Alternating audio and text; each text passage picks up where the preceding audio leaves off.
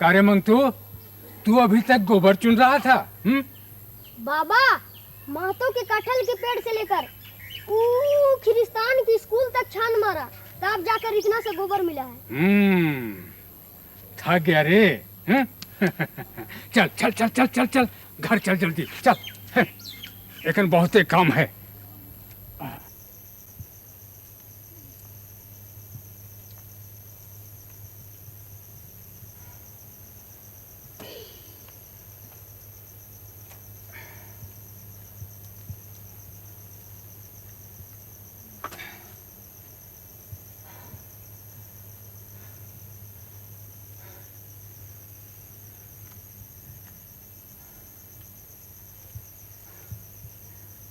थक गया रे मंगतू?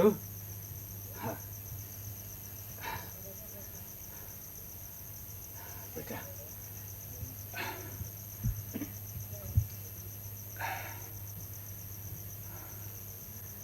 कुछ हुआ न? कहाँ कोई काम मिला? दौड़ते दौड़ते थक गया हूं। हम तो पहले ही कहते थे बेटे कि घर दूरा छोड़ के मत जाओ मत जाओ। ये लकड़ी काटेंगे, उसको हटिया में बेचेंगे। हाँ, तुम जल्दी आ गए, ये अच्छा किया। लकड़ी? जंगल को तो ठेकेदारों की मशीनों ने धीरे धीरे लील लिया है, वहां बचाई क्या है? पहले सब कुछ अपना ही था,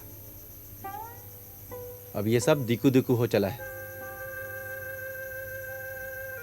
पढ़ लिख कर भी वही काम और नहीं पढ़कर भी वही काम, तो फिर ये मैट्रिक तक पढ़ने की क्या जरूरत थी? जैसे तैसे कुछ ले देकर चलता ही है, दुनिया ऐसे ही चलती है। लकड़ियां काटते काटते हम सब भी ठूठ हो गए हैं। अपने को प्रकृति के संतान कहने वाले हम आदिवासी राजाओं की मर्जी पर भूने जाते रहे हैं, पीड़ों में कैद होते रहे हैं।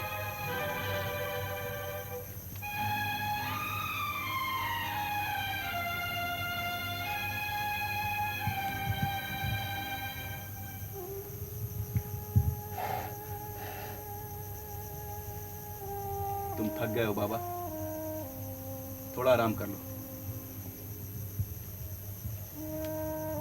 मैं अखरा की तरफ जा रहा हूं।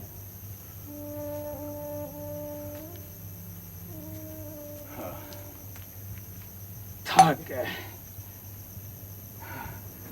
चलो मंतु, आज तो थक गए रे।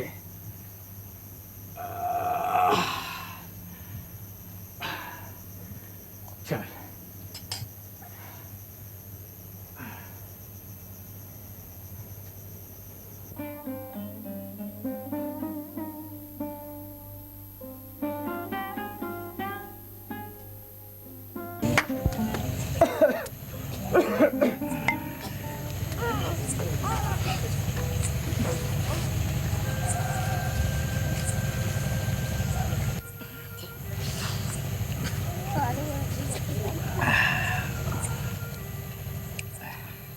मास्टर जी, आप?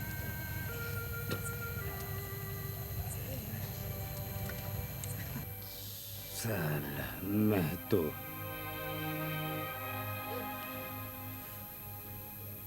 प्रधान बना फिरता है।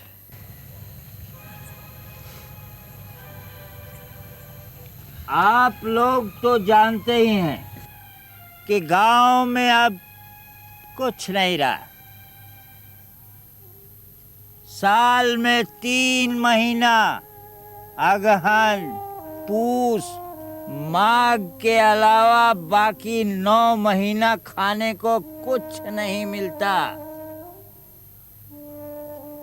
अरे खाने बगैर मरने से यहाँ क्या फायदा है?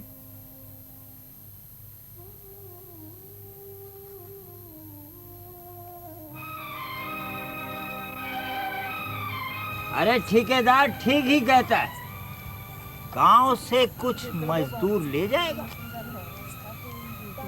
अरे उसको खाना पीना पैसा तो देगा ना। अरे यही क्या कम है?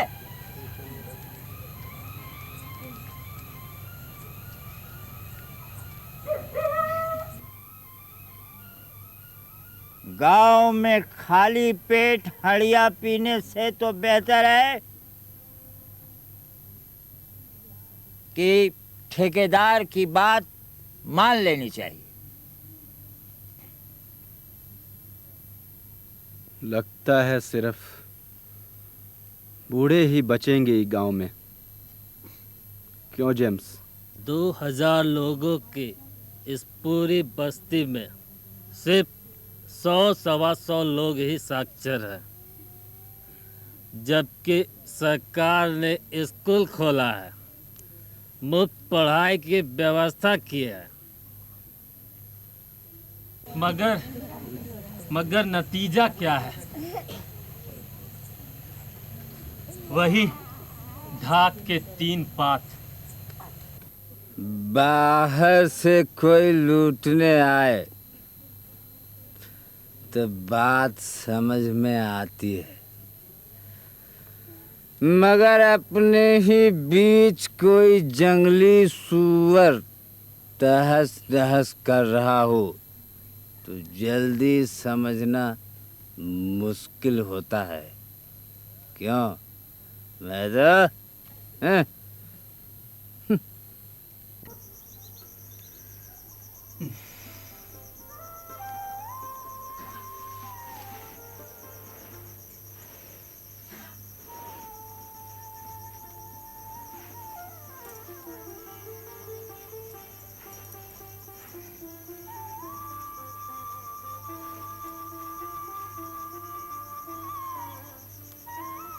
क्या? सच? तूने तो मुझे फिर से बाप बना दिया रे। कल गांव से ढेर सारे लोग अलग हो रहे हैं, ठेकेदार लेकर जाएगा। सुबह सड़क तक जाना है, सलाम बंदगी करनी है, फिर मुलाकात हो ना हो।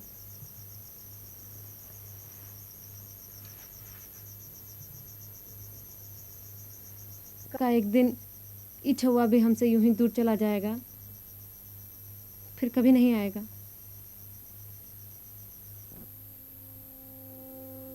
याद है पार साल भी ऐसा ही ट्रक पर चढ़ा था सब मजदूर लोग।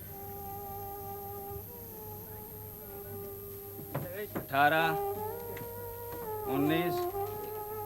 बहुत बहुत धन्यवाद महतो जी, आपके समझाने से ये सब काम हो सका, और नहीं तो फिर मुझे दूसरे राज्यों से मजदूर फंसा के लाने पड़ते। सब पूरे ही होंगे। बहुत बहुत धन्यवाद। ये सब आपका ही है। ऐसी कोई बात नहीं है, कभी कभी सेवा करने का मौका चाहिए। 4 साल पहले सुरसतिया गई थी ईटा भट्टा में काम करने, अभी तक नहीं लौटी।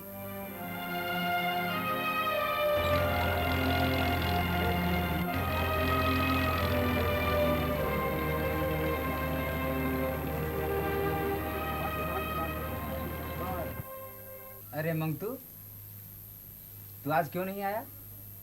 अरे बड़े नए नए कपड़े पहन रखे हैं, कहीं गांव से बाहर जा रहे हो क्या?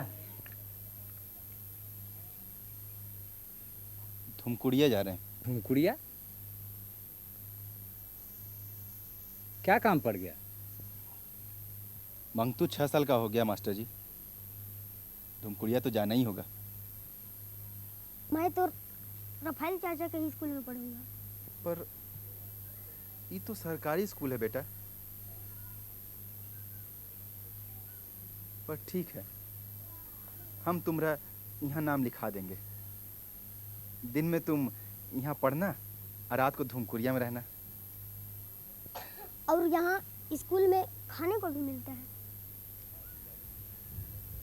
आदिवासी अपने युवा ग्रहों में, जिन्हें वे धुमकुरिया और पालेरपा कहते हैं, वहाँ पर सभी प्रकार की पारंपरिक शिक्षा ग्रहण करते हैं। धुमकुरिया प्रमुख को धांगर महतो एवं पालेरपा की संचालिका को डागरिन कहते हैं। अब इसका जिम्मेवारी आप ही पर है।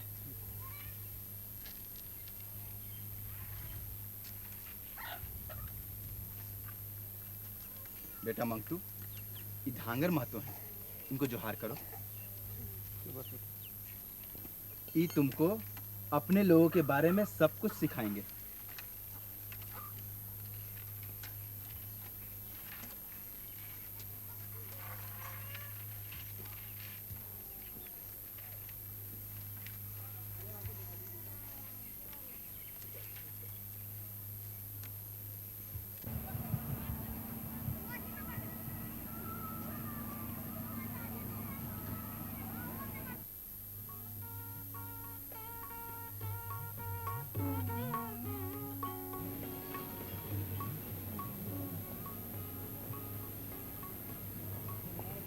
क्या हाल बना लिया है इस गांव का। सरकार ने 4-4 कुएं बनाए, लेकिन एक भी कुएं काम के लायक नहीं। अरे तालाब नहीं होता तो गांव के लोग पानी के बगैर मर जाते। पूरे गांव में सिर्फ डॉक्टर बाबू और महतो के यहाँ ही पानी है। डॉक्टर बाबू मशीन लगवा लिए हैं, अब महतो के घर में फर्जी सरकारी नल लगे हैं। मगर कितने लोग जाते हैं डॉक्टर बाबू के यहाँ? वो क्यों? अरे हल्ला है कि इस तालाब के पानी में रंग घोल के दवा बनाते हैं। अब सरकारी अस्पताल में तो दवा पहुंचती नहीं, और जो रहती है उसको महतो और उसके संगे साथी ले जाते हैं। अच्छा। जोहार कुटकू भाई। जो है कहाँ जा रहे हैं? सब कुशल तो है? अरे भगत के यहाँ जा रहे हैं, बेटे को बहुत ताप है। अच्छा, इसको ताप है तो सरकारी डॉक्टर के पास क्यों नहीं ले जाते? अरे तुम तो शहरुआ हो ना, वह डॉक्टर हम लोगों को क्या खाक दवाई देगा?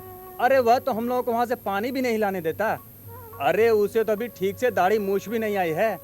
इधर देखो गांव की तरफ, हम लोगों को किसी भी डॉक्टर का मुंह जोड़ने की क्या जरूरत थी इन जंगलों में। अरे बोंगा की कृपा से 300 से ऊपर तरह तरह की जड़ी बूटियां मिलती थी। अब यही हालत रही तो ये राक्षस बचे खुचे पेड़ भी साफ कर जाएंगे। जड़ी बूटियां तो खैर दवाई कंपनियों के दलाल गायब कर ही रहे हैं।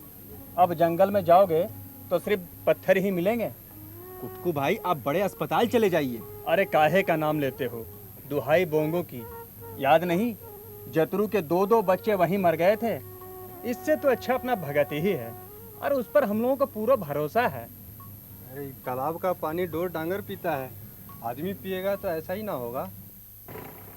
घास की त्वरा जब इन जंगलों और पहाड़ों से टकराती है तो अपनी गति खो बैठती है। कहीं कहीं छिटपुट ढंग से रिस कर कुछ विकास बिंदु पनपते भी हैं, मगर अपने ही अभ्यंतर में खोया इनका पर्यावरण कुछ तो चौंक ही पड़ता है। जैसे बसंत की हवा धीरे से टहोका लगा जाए।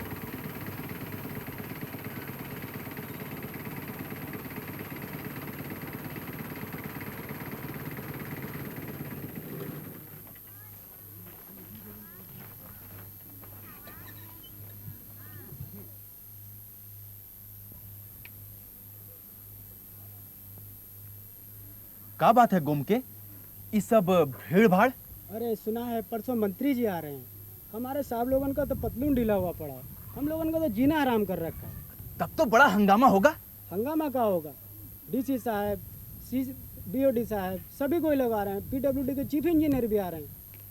अच्छा, राम राम।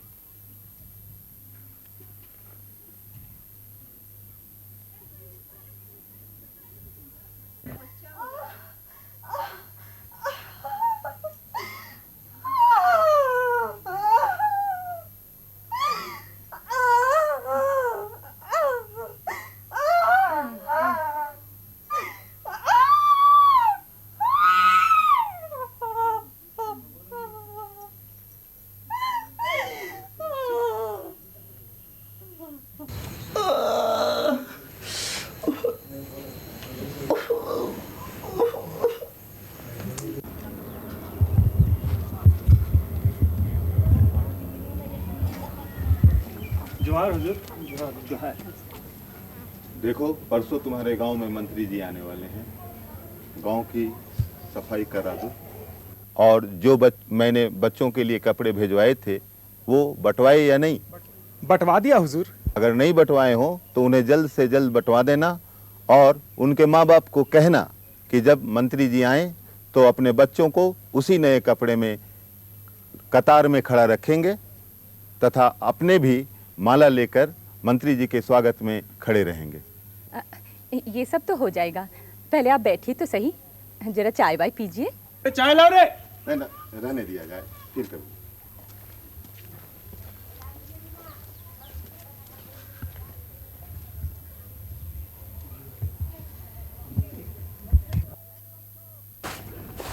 अरे मंगतो, अरे उधर क्या भालू की तरह देख रहा है रे? अरे कुर्सियां ठीक कर। बहुत मारूंगा, भागो यहाँ से, भागो, अरे भागो। What nonsense! ये रोड कितना खराब है। चिल्ड्रन डेवलपमेंट प्रोग्राम का इम्प्लीमेंटेशन हो रहा है? 100% सर।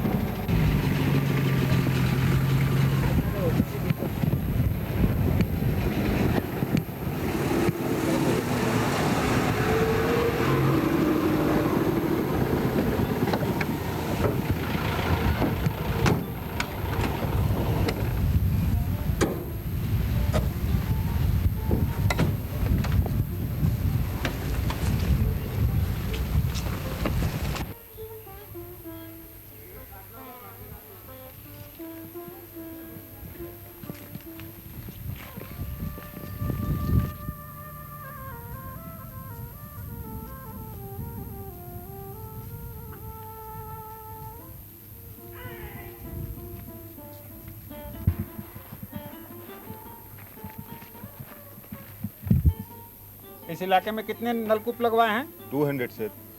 200। कितने फंक्शन कर रहे हैं? अफसरों की रिपोर्ट के अनुसार तो सारे के सारे फंक्शन कर रहे हैं। और आपके अनुसार?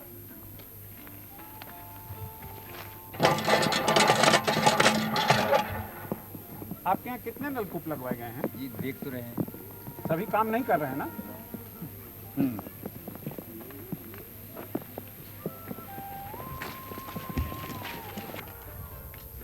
ये सब गांव के लोगों ने ही बनाया है? जी सर। आप इनके लिए कुछ कर रहे हैं? जी सर, इन आदिवासी कलाकारों के हम लोग काफ़ी मदद कर रहे हैं। ठीक।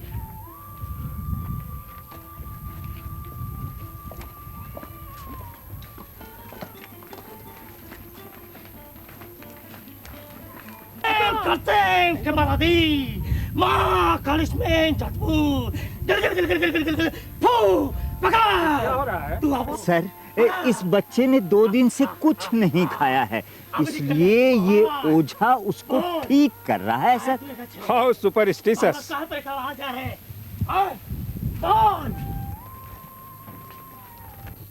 भाइयों बहनों और बच्चों, आज हमारे गांव में माननीय मंत्री पधारे हैं। वे आपके सामने इस गांव के विकास के बारे में कुछ कहेंगे। मेरे आदिवासी भाइयों और बहनों, सरकार ने इस इलाके की उन्नति के लिए बहुत कुछ करने का फैसला कर लिया है। शिक्षा की सबसे पहले ज़रूरत है। हमारे सरकार ने बहुत सारे कार्यक्रम शुरू किए हैं। पहले से ही पिछले कई एक वर्षों से मुफ्त पढ़ाई, कपड़े और बच्चों के भोजन की व्यवस्था कराई जा चुकी है। हम हर एक 5 किलोमीटर पर एक स्कूल की व्यवस्था करेंगे और अगले 2-3 महीनों में हर पंचायत में एक टेलीविज़न की व्यवस्था कराई जा रही है, जिससे आप लोगों का ज्ञान बढ़ेगा, मनोरंजन होगा और बच्चों को आज के भारत के बारे में जानने का मौका मिलेगा। आपके सहयोग के लिए और इस गांव की उन्नति के लिए डीसी साहब, बीडीओ साहब और ग्राम प्रमुख सभी यहाँ मौजूद हैं। टेलीविजन चलेगा महतो के घर। इन सब की उन्नति के लिए दिल्ली से एक अधिकारी भी नियुक्त किए गए हैं। आप लोगों का बहुत बहुत धन्यवाद। अधिकारी सुनेगा तो महतो की।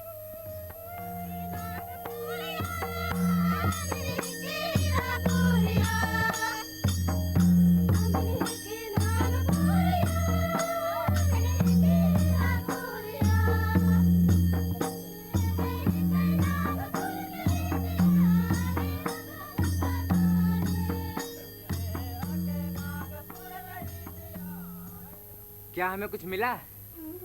पीने का पानी तक है नहीं। टेलीविजन देखेंगे, मजदूर बनकर हम बिक गए। भारत ज्ञान कराएंगे, इसमें हमारी लड़कियां नाचेंगी और हम चुप।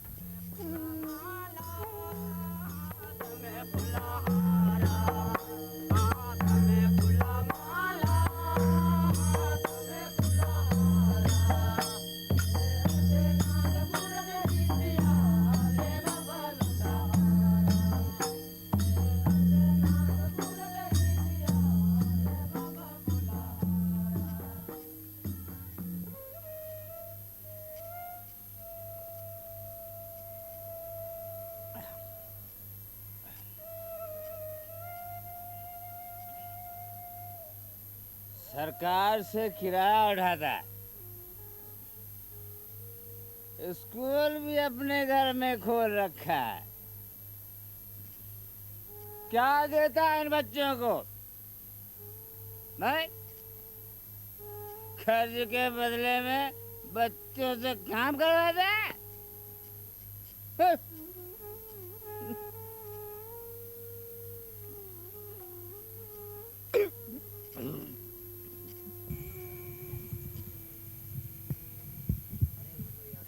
मैं तो के घर से आई है,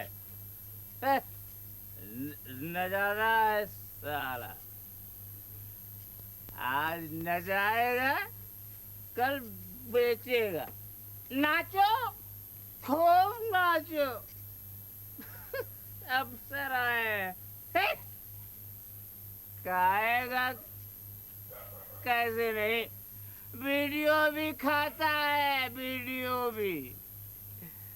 लेकिन याद रखना, आज ज्यादा दिन नहीं, कभी तो अंत होगा इस अत्याचार का।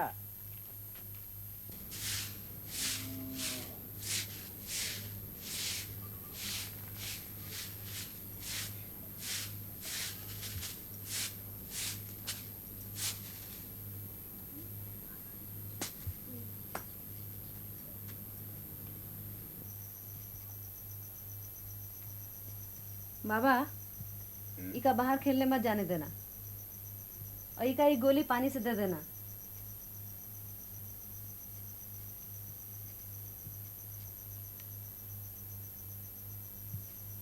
कल जो गांव में डॉक्टर बाबू अंग्रेजी दवा बांट कर गए थे, ये दवा हम लोग के खातिर नहीं है। कहा जनी, ये दवाई है कि कोनो टोना किया है। हे बोंगा, तोहे हमार छुआ के संभालो। बुधिया, ओ बुधिया। आई आई।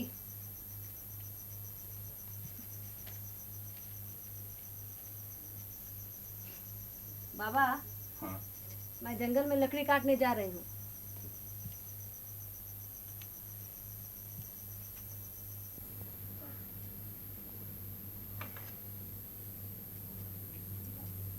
ए सुगिया, मंगतू बीमार है, जरा देखना, हम अभी आ रहे हैं। हाँ, जा।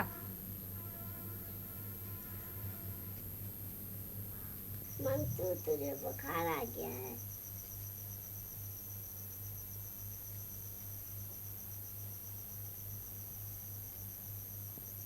सुखिया, देख, माँ को इस हालत में भी लकड़ी लेने जाना पड़ा।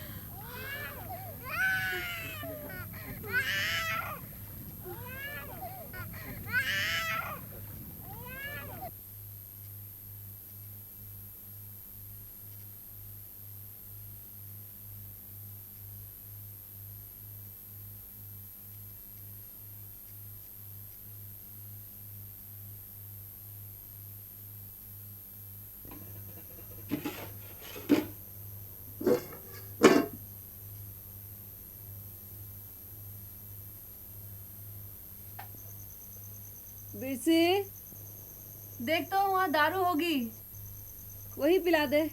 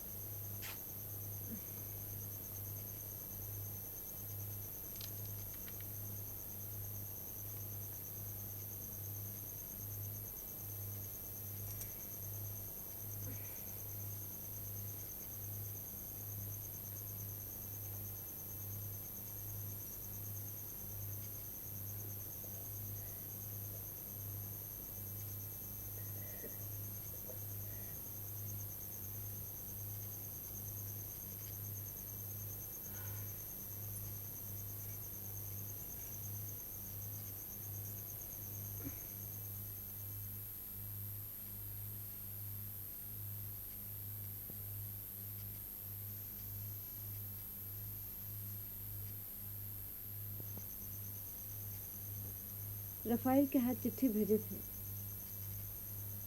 पता नहीं तुम्हारा बाबा अब तक काहे नहीं लौटा। वो होता तो बहुत खुश होता।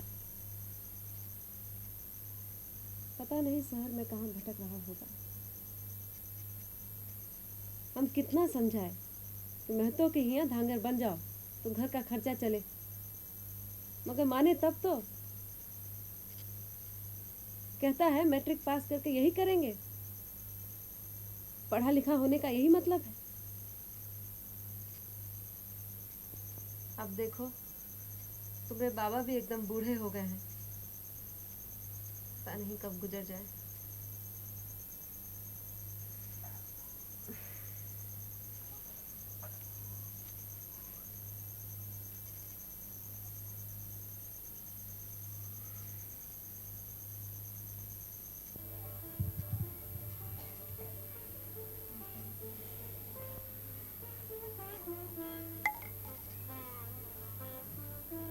बेटा रफाल,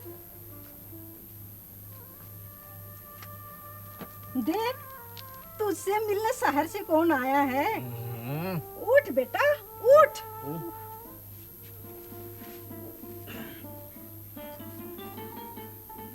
पता नहीं बेटा कितनी रात गए आया होगा। अरे मिथिलेश, कब आए? अभी आ ही रहा हूँ। आओ बैठो। कहो कैसे आना हुआ? तुम आदिवासियों के बीच 2-3 माह रहने आया हूँ और अरसे बाद अपने दोस्त से मिल भी लूँगा इसी बहाने। भाई ऐसा है, एक प्रोजेक्ट ले रखा है और इसमें तुमको मेरी मदद करनी पड़ेगी। इधर पता नहीं क्यों लोग हम लोगों के पीछे लगे हैं। शहर से लोग अपना मतलब पूरा करने आते हैं और हम गरीबों को वहीं छोड़ जाते हैं। इन गरीब आदिवासियों को ख्याल नहीं करता। इधर 2-3 विदेशी भी आ चुके हैं।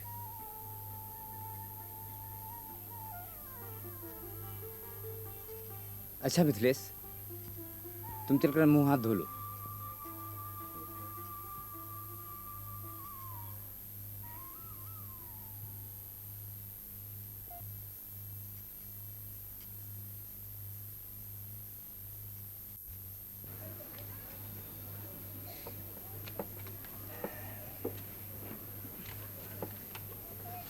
ए बबुआ, 2 ठो चाय देना। यह मंगतू है। इसी तरह और भी बच्चे हैं जो इस हालत में यहाँ पढ़ने आते हैं। असल में ये बच्चे यहाँ पढ़ने नहीं आते हैं, अपनी पेट की भूख मिटाने आते हैं। जो सरकार इनके लिए भेजती है उसे महतो हड़प कर जाता है और इन बेचारों के हिस्से में आता है सिर्फ सूखा चना। यह घुसिया है। यह 8 किलोमीटर दूर से यहाँ पढ़ने आता है कुछ उम्मीद लेकर। पर मिथिलेश, क्या सरकार को हर 2.5 किलोमीटर पर स्कूल नहीं बनवाना चाहिए और पढ़ाई भी उन्हीं की भाषा में नहीं करनी चाहिए? हाँ, तुम ठीक कहते हो। इनका विकास भी बहुत जरूरी है ताकि इनको देश की मुख्य धारा से जुड़ा जा सके।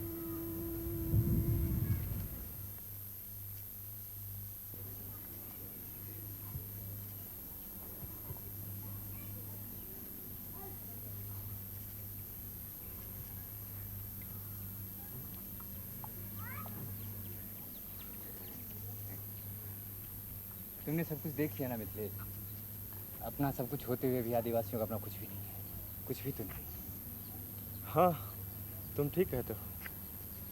मैं सब कुछ लिखूंगा और यह भी लिखूंगा कि आदिवासियों के स्वतंत्र विकास और उनकी पहचान को कायम रखना बहुत ज़रूरी है। ऐसा ही एक सपना पंडित नेहरू का भी था।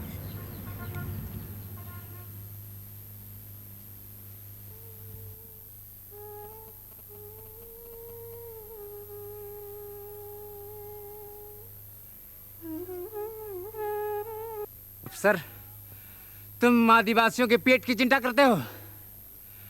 जानते हो पेट का क्षेत्रफल कितना होता है? 1 स्क्वायर मीटर। इसे लिख लो, ये तुम्हारी रिपोर्ट की फाइनल टच है। अगली बार आना तो चले जाना किसी खान में, किसी बड़े साहब के घर, किसी होटल में या किसी ईंट भट्टे पर। इन उजाड़ और वीरान होते जाते गांव पर लिखने के लिए किसी पुरातत्व वाले को भेजना, समझे?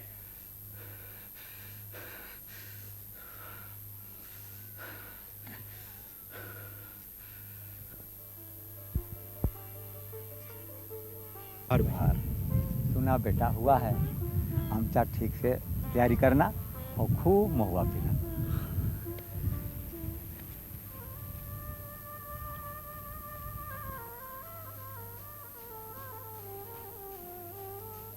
कुसु भाई, चाय पिलाना।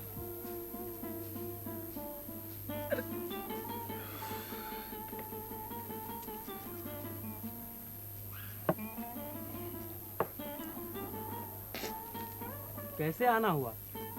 कहो, कुछ काम बना कि नहीं? अब की तो बहुत दिन बाहर रहे। कहाँ कुछ हुआ, देखो क्या होता है।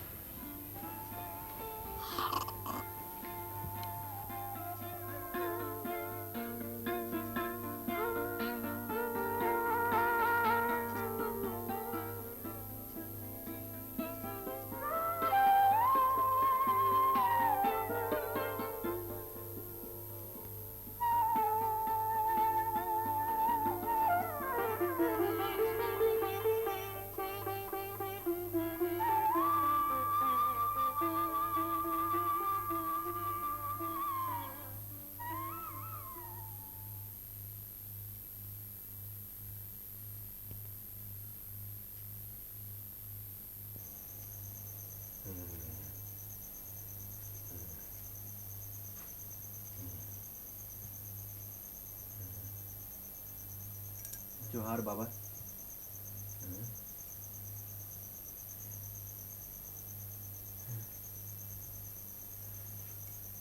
जोहार।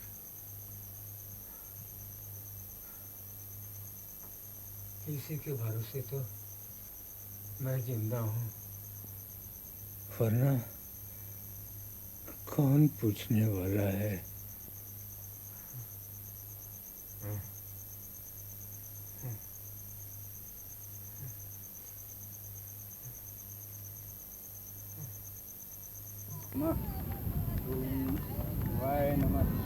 अच्छा दीजिए।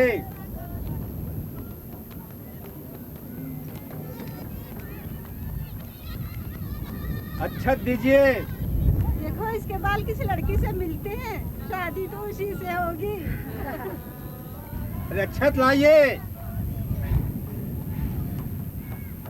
हम तो जानते थे, इसलिए महतो के घर चले गए थे। ये रोज रोज कर्ज लेना, ये कब तक चलेगा? माँ, ओ माँ, अच्छत लाइए।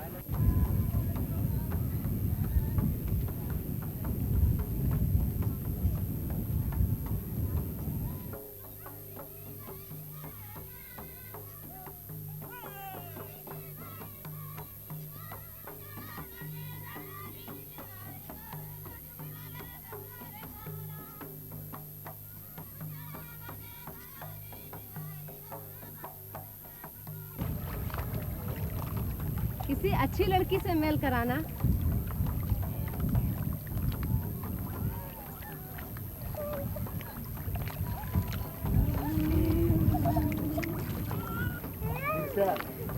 तीनों चावल आपस में मिल जाएंगे तभी बच्चे का नामकरण होगा।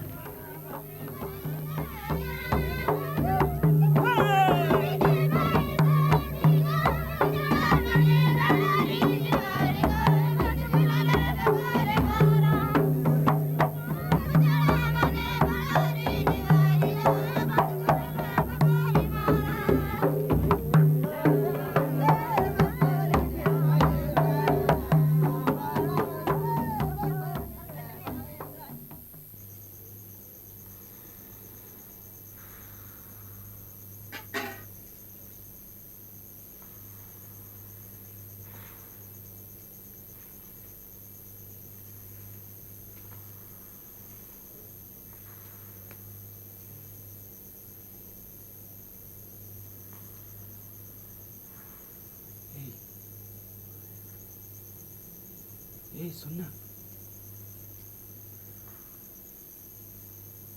क्या बात है? हम सवेरे शहर चले जाएंगे।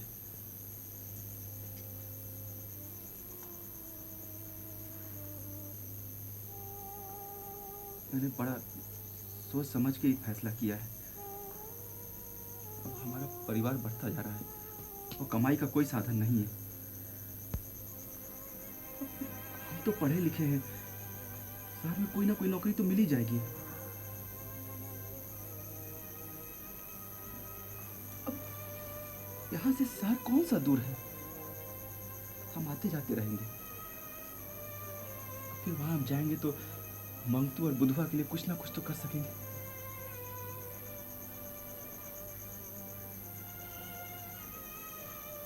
चल उठ, मेरा कुछ सामान बांध दे। अभी जाओगे? ये वक्त? कुछ दिन बाद चले जाना। नहीं, अभी साहस किया तो जाना ही ठीक होगा। देर कर दी तो कमजोर हो जाऊंगा।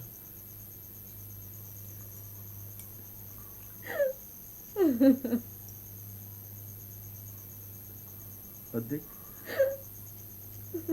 हम यहाँ से चुपचाप ही जाएंगे। बाबा और बच्चों से विदाई लेने की मेरे में हिम्मत नहीं है।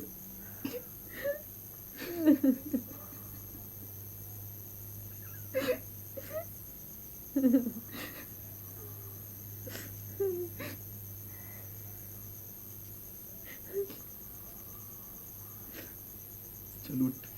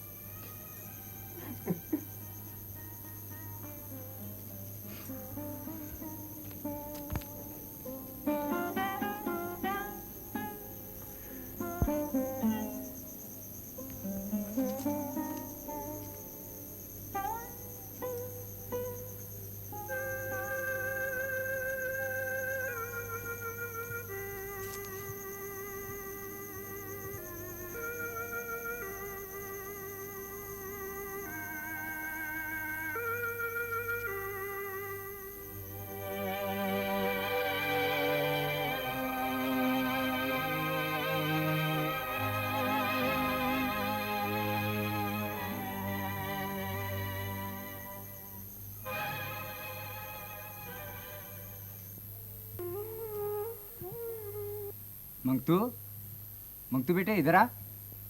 तूने स्कूल जाना क्यों छोड़ दिया? भूखे पेट पढ़ा नहीं जाता चाचा। बापू भी हमें छोड़कर चले गए। क्या?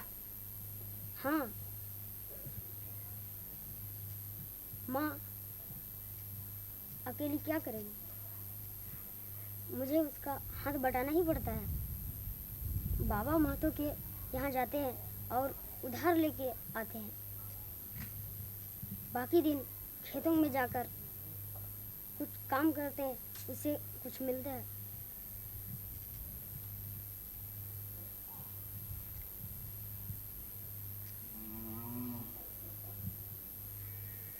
चाचा, मुझे आप तीर धनुष चलाना सिखाएंगे? मुझे अच्छा लगता है चाचा, सिखाएंगे ना चाचा? ठीक है, चलो मैं तुम्हें तीर धनुष चलाना सिखाऊंगा।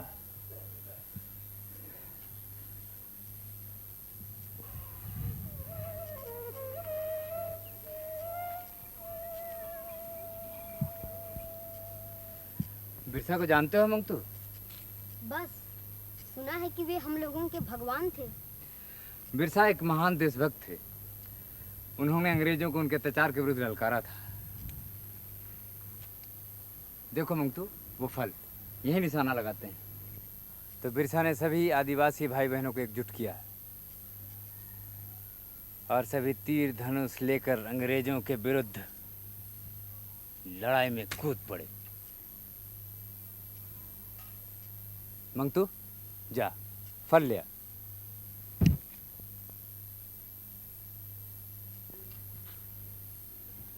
देखा मंगतू, ऐसे ही ध्यान केंद्रित करने के बाद ही कोई लक्ष्य भेद सकता है।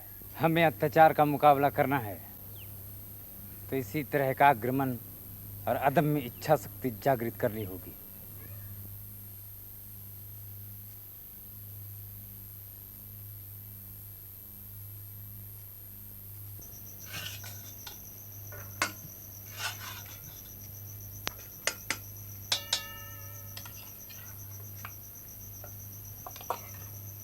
जोहार माँ।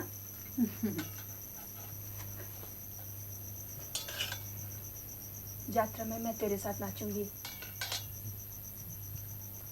सुना है महतो शहर से 50 रुपया में मुर्गा लाया है, अब बहुत धान खिला रहा है।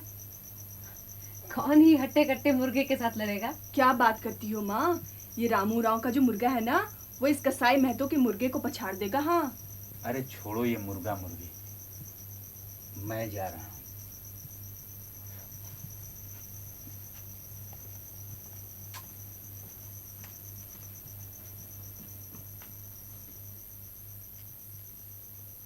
यहाँ के लोकगीत, नृत्य और पर्व यहाँ के निवासियों का साहस और मनोबल हमेशा ऊंचा बनाए रखते हैं।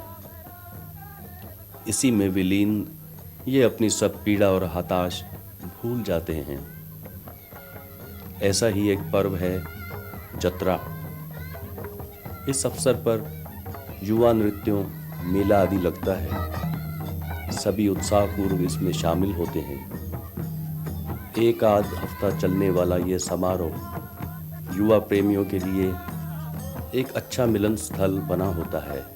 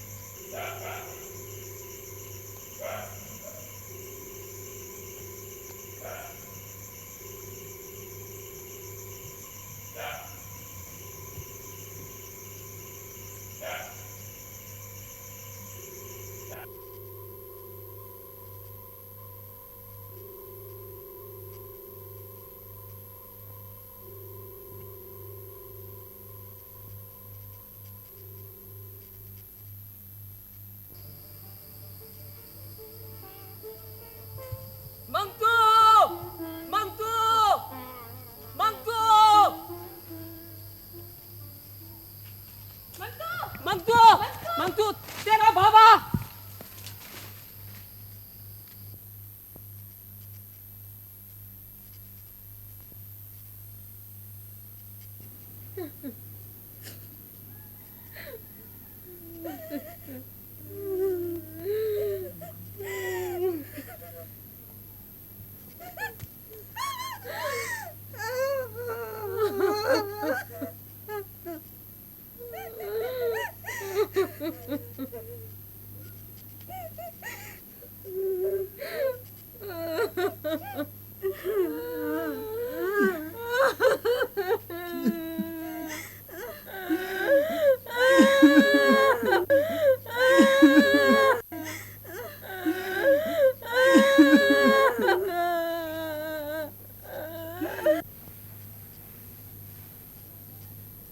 बुधिया जुहार।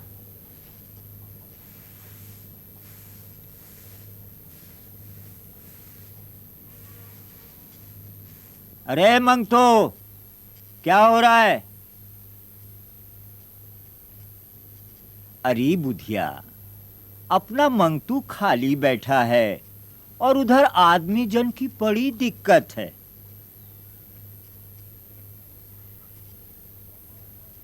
मंगरू ने बहुत कर्ज लिया था, अब साल भर मंगतू हमारे यहाँ धांगर रहेगा। पगार की चिंता मत कर, महतो का द्वार हमेशा खुला है। और सरकारी दुकान किस दिन के लिए है, हैं?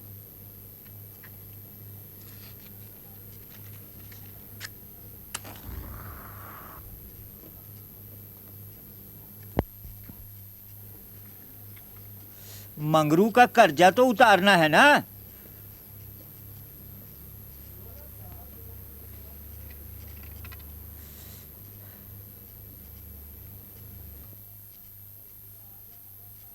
कल सुबह आ जाना घर पर।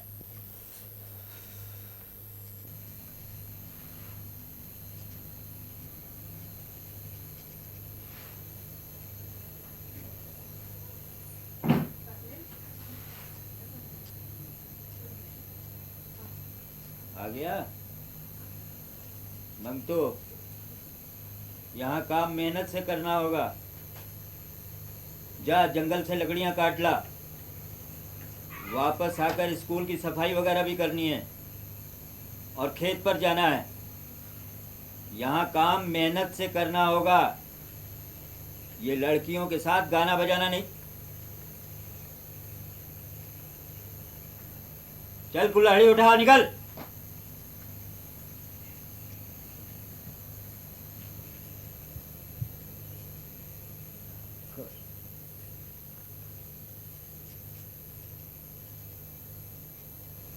क्यों री, जवान हो गई है क्या? आदमी लोगों से नजर मिलाने लगी है। कुछ हमारा भी ख्याल रखा कर।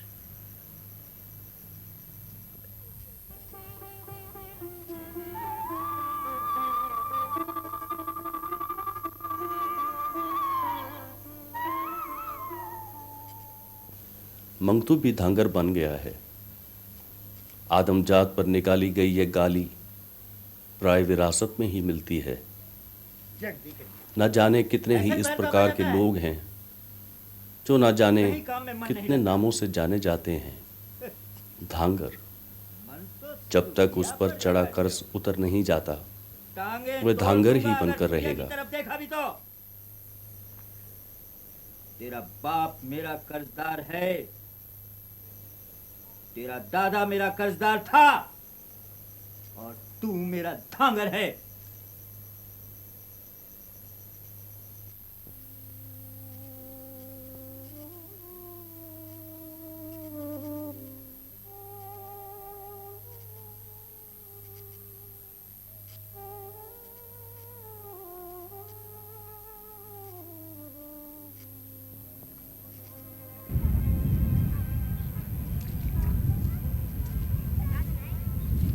अरे मंगतू,